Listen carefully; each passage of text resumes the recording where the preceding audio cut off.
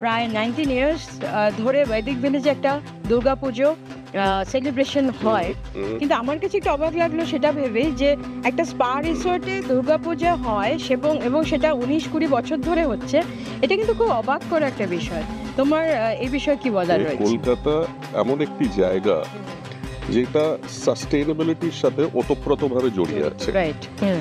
So যেই মুহূর্তে এই ধরনের একটি অর্গানাইজেশন দুর্গাপুজো করছে, সেখানে আমাদের বুঝতে হবে যে উই আর রিপ্রেজেন্টিং সাস্টেইনেবিলিটি। একদম। অর্থাৎ আমাদের কাছে ঠিক পুজোটা যতটা ইম্পর্ট্যান্ট, ততটাই আতিথেয়তা ইম্পর্ট্যান্ট এবং ততটাই আমাদের সার্ভিসেস ইম্পর্ট্যান্ট।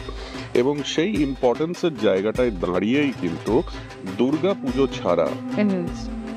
পশ্চিমবাংলার একটি সাস্টেইনেবল রিসর্ট কোনোদিনও সম্পূর্ণ হতে পারে না। আমরা ভেবে রেখেছি আজ থেকে 19 বছর আগে, তখন যারা ছিলেন তারা ভেবেছিলেন যে এই সাস্টেনেবিলিটির একটা অঙ্গ হচ্ছে রিলিজিয়াস ঠিক, সাস্টেনেন্স। ঠিক। এবং সেই জায়গাটায় দাঁড়িয়েই কিন্তু প্রথমবার দুর্গাপুজো হয় এখানে আজ থেকে 19 বছর আগে। আমি ভাবতে পারি না।